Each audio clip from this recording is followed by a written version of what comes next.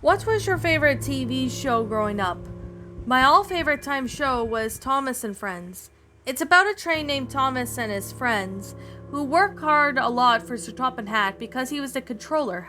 However, I discovered a lost episode that was kind of disturbing for my experience. One day I was at school talking to my friends about Thomas and Friends, and by the way, my name is Stella. Thomas and Friends is usually watched by most 4 to 9-year-old boys, but I still have a childhood too. Including Thomas the Tank Engine fans, I am only 16 years old. A few days later, I was on my computer looking up Thomas and Friends episodes on the computer. I have seen a meme on Steamed Hams on YouTube about this show, and after I watched it, I got in my car and drove to Goodwill store. I was picking up a few tapes, and I only noticed that my 5-year-old son's birthday was coming up soon. So I went back to the VHS aisle to look for a Thomas and Friends tape. I found the movie titled Thomas and the Magic Railroad and something I couldn't explain. It was a DVD titled Thomas and Friends episode 1 to 10. It was written in blue Sharpie and it cost only $5. I bought the tape and drove home, and I forgot to tell you, my 5-year-old son's name is Vince. 3 days later, his birthday came and he thanked me for the present I got him, but he hadn't watched it yet. One night I was forced to babysit Vince while my parents went to see Guardians of the Galaxy Volume 2. I thought that my son could watch the DVD ever since he got it for his birthday. I took Vince upstairs and started the DVD. Meanwhile, I went to the living room and ordered pizza from Domino's. And as I was watching All Dogs Go to Heaven on TV, when Vince came out of his room pale as a sheet. "Stella?" he asked. "Are you alright?" I replied. Vince looked at me as sick as he was. As I could tell, I told him to get in his pajamas and get to bed. As Vince was having his medicine, he asked me something obviously weird. Why did Sir Topham Hatt die from an atomic bomb? I was confused, but later answered his question. I'm sure Sir Topham Hatt didn't die. I shut off the bedroom light and then took the DVD to give it a watch over. I put in the DVD player and started watching it. Played episode 1 and it began, but all the things were off. The windmill was worn down, Thomas didn't have his coaches, Annie and Clarabelle, on him, and the river looked like it had blood. Another thing I noticed is that Thomas was going under the bridge. Bertie the bus had crushed a kid to death. The episode started with Thomas and Titmus Sheds crying. The thing was, it didn't sound like cartoon crying. It sounded like a man was crying. Meanwhile, Percy went over to Thomas and he talked to him over for a bit. "Hey Thomas, what's the matter?" "Oh Percy, I don't think I'm a really useful engine, but Sir Topham Hatt punishes me sometimes." Then he lets out another scene. Percy was on the bridge as he slipped off. The next thing that was a bull who scared the crap out of me as a little kid. He stared at me for 5 minutes. I got my phone out as the scene went on. After 5 minutes, the episode continued. The next scene showed Thomas taking a few children on the seaside. Meanwhile, an EAS came up to the DVD and said it was about the island of Sodor, but it said that an atomic bomb was going to hit island of Sodor in 15 minutes. Thankfully it was cartoon, and then it cut to a scenery of the beach, where all of a sudden a flash of light was shown and a mushroom cloud was seen. There were sights of children's being killed along with Sir Topham Hatt. Next scene shows all the Sodor being burned down, and it faded to a now basement that had the trains in it. The trains for the other vehicles in the basement were Thomas, Gordon, Henry, James, Percy, Edward, Duncan, Diesel, Salty, Duck, Donald, Douglas, Bertie the Bus, Sir Handel, Peter, Sam, Rheneas, Scarloli, and Duke. But there was also sights of a few drivers and firemen, including a girl named Nancy who was featured in one episode.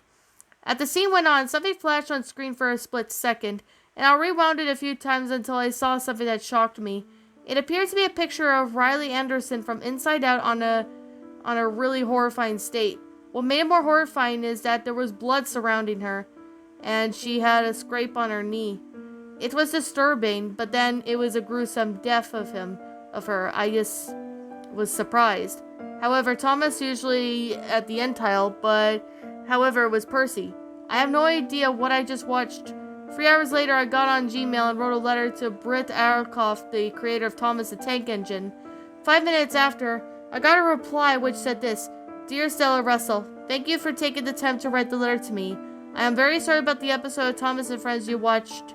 Back in 1987, there was an animator named David Mason. He wrote the missing episode to fool us all. I don't have the time to explain all the rest, but thank you for writing to me. Best wishes, Stella Russell. I never would have experienced a thing like that. If you've seen it, don't pick it up and don't watch it.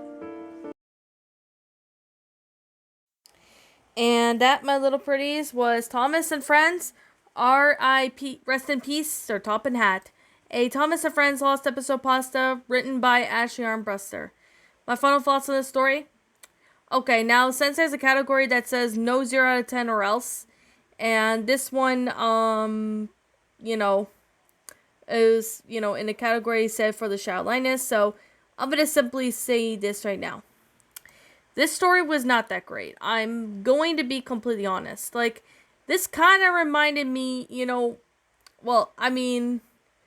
now, I could definitely say this right now is that, I'm seeing the comments and seeing this right now. This is a creepypasta, not a funny pasta.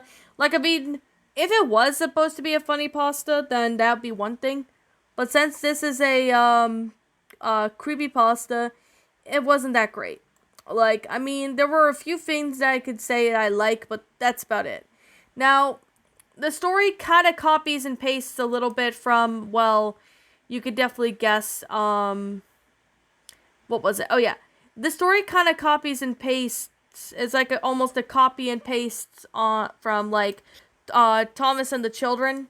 But except it involves a nuclear detonation on the island of Sodor. And, yeah. This story just didn't make any sense. I'm just gonna be honest, folks. This story just... I mean, there were cliches in in certain places, like the DVD cliche and all that. And there's a lot of cliches that really were not necessary, and they didn't really play out well in the story. So, yeah, but I mean, there's a few good things I have to say about it, but it's still not a great story. The grammar was pretty good, though, I'm not gonna lie. The sentence structuring was pretty, good, too. But the storyline was just cliched, but I'm just gonna be completely honest, that this story just, wasn't really, a big thing. Like, this one wasn't really a big good story, but, it's a story that wasn't really, it's not perfect. It's not great, but, you probably get the idea. This story was just, I really just don't know. This story was definitely something. Like, I'm gonna be completely honest. This story just didn't really make a whole lot of sense.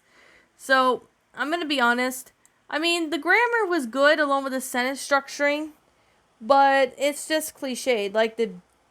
There's like a atomic, a nuclear detonation, and oh my goodness. And another thing too is that, this story, I know it was, it's not really a great story. It's not perfect. I'm going to be completely honest. I'm just not a fan of this story, but yeah, you could definitely say I'm not a fan of this story. I really just don't care about these types of stories, that involve with, Fallout, references. I don't really care about that too much. Like, I'm not a fan of this story, so there's definitely that. I'm not a fan of the story. I mean, it's not terrible or anything, but it's just, I could definitely say I'm not the fan of these types of stories, but I would have to say it's not a great story. I'm just not a fan of it. There is only a few things that I really would have to say that I liked. Now, the one thing I would have to suggest that is good was the grammar and the sentence structuring, but that's just about it. Everything else just wasn't that great. It didn't make any sense as well. So I guess this is like an older story, so I'm not going to be too hard on the author. So I know this is not really a long review because, I don't think I've narrated this one, I don't think I narrated it back in 2019, to be honest. I don't think I did. So, yeah, anyways, I'm going to say right now, this is just simply my own personal opinion, and if you happen to disagree with me, that's fine too. We're all entitled to our own opinions regards to these creepypastas, and this is simply my own personal thoughts. My final rating of this story would have to be, I'm going to give this one a 2 out of 10. 2 because the grammar was good and the sentence structuring was good, but the cliches and the the story is basically almost a copy and paste off of Thomas and the Children. Basically, it's certain parts. And another thing I would have to say is like, the protagonist is 16 years old and has a son.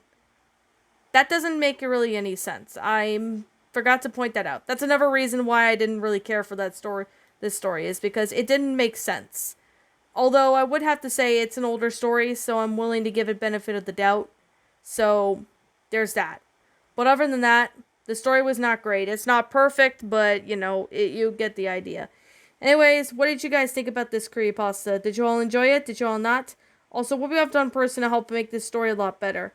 Feel free to leave me know what your thoughts are down in the comment section down below. I'm the Queen of Lions. Thank you so much for watching today's episode. If you happen to be brand new here on this channel, be sure to like, comment, and subscribe because I make brand new videos every single day. Don't forget to ring the notification bell to when he uploads so that you guys will not miss an upload. And as always, please roll the outro because I'm out.